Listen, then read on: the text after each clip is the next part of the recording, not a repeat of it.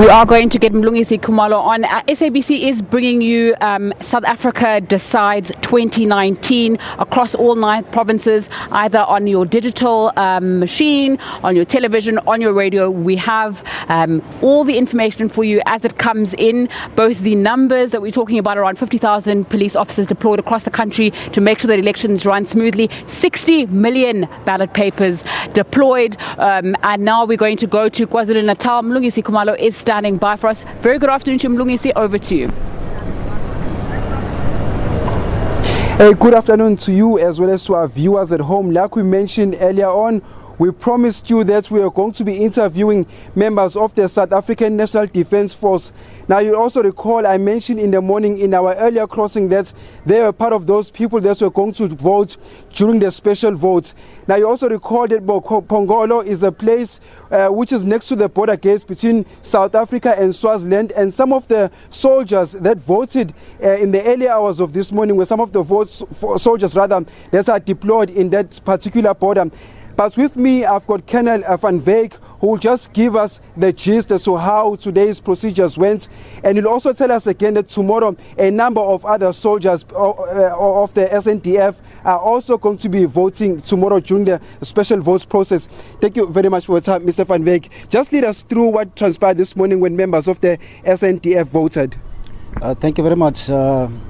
Yes, as mentioned, the IEC was very accommodative in terms of allowing our members a special vote.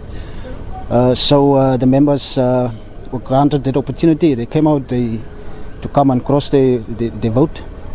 And some of them didn't receive or get the opportunity to come out. But as once again is indicated, they are very accommodative. On Wednesday, they're going to allow them some time to come in and to go in and cross the vote. Yes, and how many perhaps members of the SNDF that you have deployed between the border between South Africa and Swaziland, in particular the people that came here this morning to vote? We are battalion strength to deploy on the northern area of responsibility of Joint Tactical Headquarters KZN, and and they were the ones deployed on the border between Swaziland and RSA. Those ones were dead registered. They were granted the opportunity to come and vote. Speaking of granting them an opportunity, of course, they are exercising their democratic rights. And how important is this to the SNDF? It's quite important. It's quite important for me as a commander to allow them that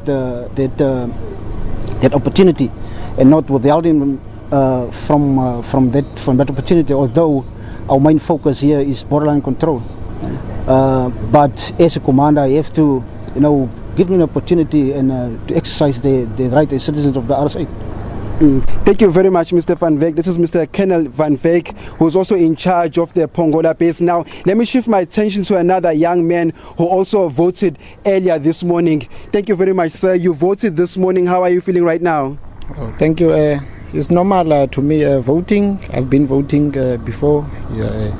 This is my second vote since I started working. It was just as normal. I'm glad that I got an opportunity to vote, even though I couldn't vote for my provincial the province.